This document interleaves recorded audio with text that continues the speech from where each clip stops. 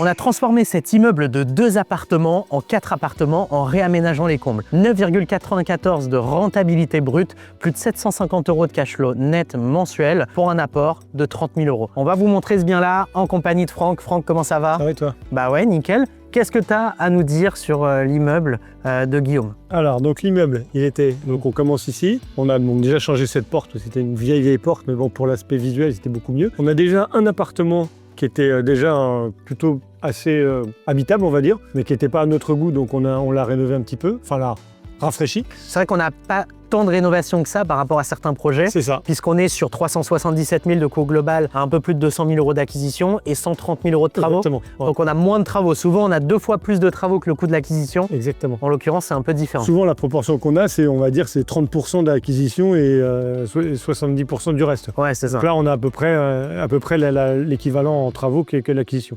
Parce qu'on aménage que les combles. Surtout bon, ouais. L'appartement qu'on a partiellement rénové était plutôt sympa, il y a une petite courette. On a juste refait la cuisine en fait. L'appartement du premier étage, c'est un super T4 où on a quasiment rien fait, mais alors rien fait du tout. Mais par contre, on a fait un gros travail sur les combles. Ok, bon bah. On a créé deux appartements. Donc en l'occurrence, on a fait un T2 et un T3. Voilà. Donc du coup, 2 chambres en mezzanine et le T2 à côté de la fin. Donc on passe de 2 appartements à 4 appartements. Exactement. Ok, donc là, la porte d'entrée, à la propriété globale de Porsche. Ah, fais attention, hop, c'est good. Bon, on est sur la fin du chantier du coup. On attaque bientôt sur la phase de mise en location, c'est ça? C'est ça. Bon, bien entendu, à la fin de chaque chantier, tout est nettoyé, tout est ultra propre. Hein. Et du coup, c'est ouvert. Eh ben voilà. Bon voilà, on a une petite odeur de peinture parce qu'on refait les communs pour le coup. Bon, on a de la tomate pour le coup. C'est ce qu'on retrouve souvent dans les vieilles bâtisses. Là, pour le coup, on va juste la nettoyer parce qu'elle est assez belle. Comme on n'a pas de partie habitable en ventrier, enfin c'est pas des pièces à vivre, ouais. On laisse la tomate et on va la nettoyer, que ça fera assez joli. Super. Ouais, effectivement, toutes les peintures ont été refaites. Ça sent la peinture. Tout le commun, donc on a bien refait la peinture sur tout le commun. Alors, ce qu'on touche pas quand c'est beau et que c'est en très très bon état, par exemple, on voit cet escalier qui a quand même quelques années. Lui, on n'y touche pas en fait, puisqu'il n'a pas besoin d'être rénové. Hein. Donc là, on a un premier appartement avec ce fameux T4 où on n'a rien fait, puisqu'il n'y avait rien à faire, tout simplement. Donc on l'a gardé en l'état. Donc il n'y a pas grand chose à voir, hein, puisque ça c'est des choses qu'on a récupérées. Le client, donc c'est de l'exploitation pure. Mais il était assez bien rénové avant qu'on arrive, puisque ce qui est sympa, c'est qu'il a une suite parentale. Voilà, cheminée traditionnelle. Mais alors là, ici, on n'a rien fait en fait. Mais on a quand même une suite parentale avec un WC, une belle douche, un peu comme ce qu'on fait nous en rénovation. Donc on a estimé que cette rénovation était relativement sympa pour pouvoir la laisser comme elle est. Et du coup, deuxième appartement, même configuration ou pas du coup? Non, l'autre appartement, c'est un T2, mais avec une cour extérieure. C'est ça qui était sympa sur le... Hein, donc là, pour le coup, il y a 2 salles d'eau. Hein, donc là, on est un petit peu sur la typologie de personnes qui ont besoin de place. Hein. Typiquement des familles avec enfants. Et pour le coup, une baignoire avec une salle d'eau ici, une salle de bain pour les enfants, et leur salle et leur suite parentale avec la douche. Ok, très bien. Ouais. Et donc ça, c'est le seul appartement qui était en bon état, on va dire, pour le garder. Les prochains qu'on va vous montrer, c'est nous qui les avons rénovés.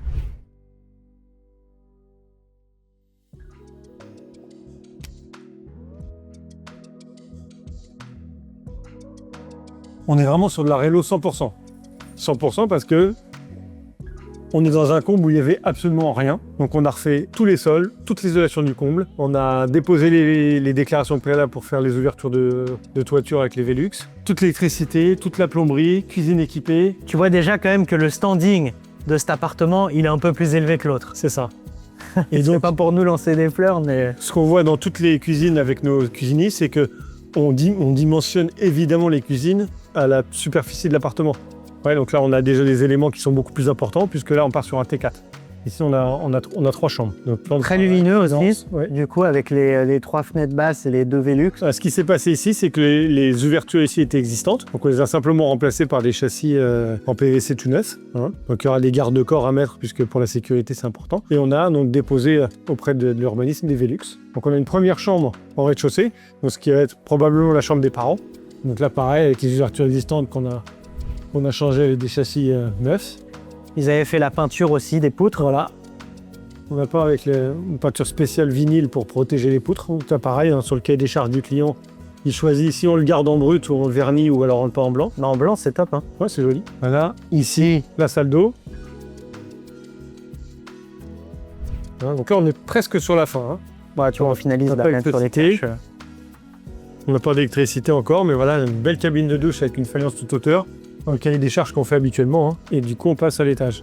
Allez, hop. Maintenant, on a créé ce qu'on appelle une traînée, donc une ouverture pour faire un nouveau plancher qui n'existait pas, hein, puisqu'on était sur un comble qui était totalement vide.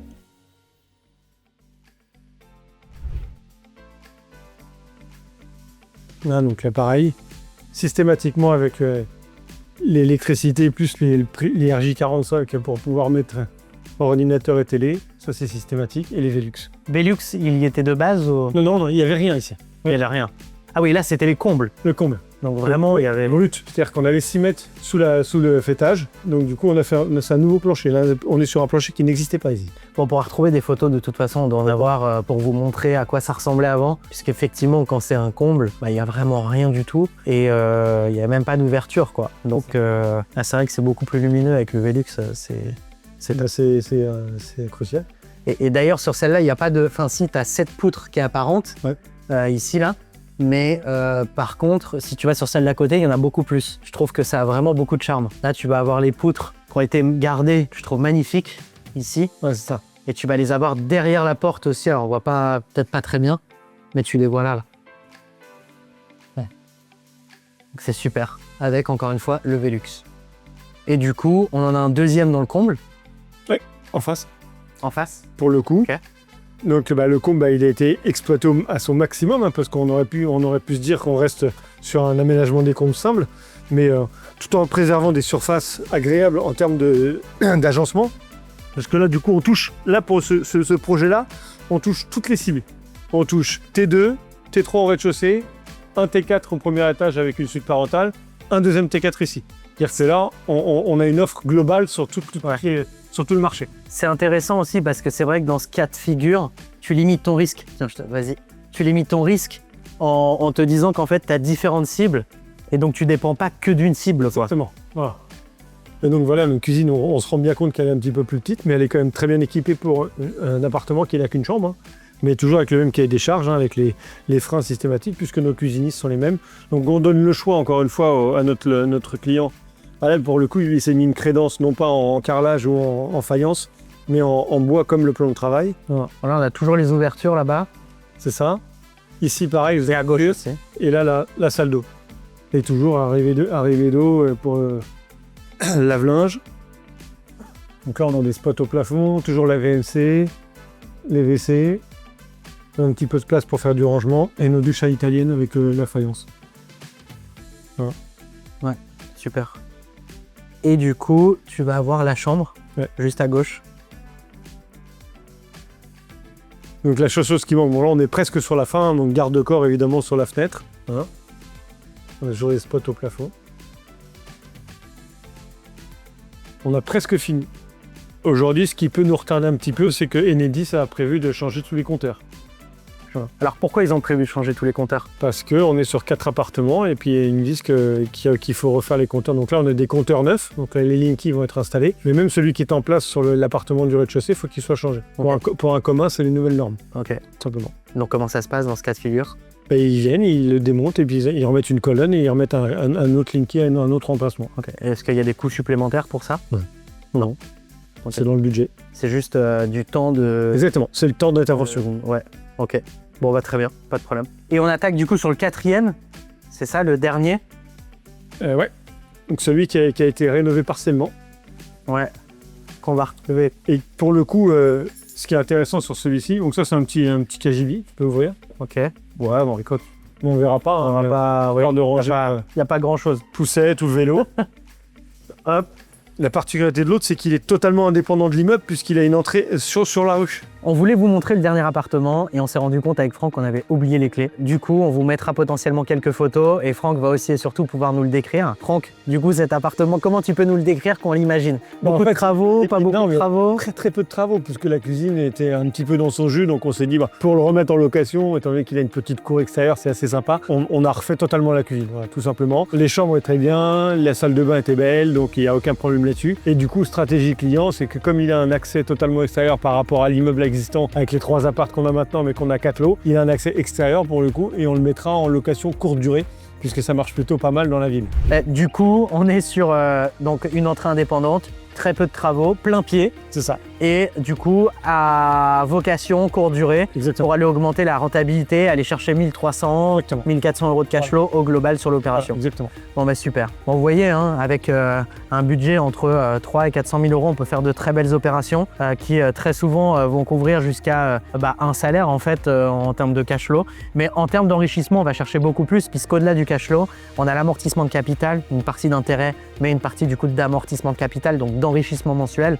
Et derrière, la plus-value à terme sur ce type de bien. Et ce qui est beau en fait, c'est qu'on cumule ces 3 façons de s'enrichir dans l'immobilier avec une plus-value à terme, une rentabilité intéressante et un amortissement de capital. Donc en fait, là où souvent on se dit je suis à 1300 euros de cash flow, en fait on va peut-être chercher 2005, 2007, 2800 euros d'enrichissement mensuel et c'est là qu'en fait on peut remplacer son salaire, sauf que c'est pas palpable tout de suite puisqu'on se dit ouais en fait moi j'ai que 1300 euros de cash flow. Oui, mais en enrichissement environ 2800. En tout cas voilà, si vous voulez mettre en place ce type d'opération avec de l'immobilier rentable de manière sécurisée avec RGI, on peut le faire pour vous avec le club privé clé en main. Si vous voulez en savoir plus, si vous voulez avoir plus d'informations, qu'on analyse votre situation, votre projet et qu'on vous dise si c'est possible ou non de vous accompagner, je vous invite à réserver un appel avec l'un de nos chargés de projet dans la description de cette vidéo. Je vous laisse, je vous dis à très vite et nous on va aller se réchauffer parce qu'il fait vraiment très froid. Il fait 1 degré là.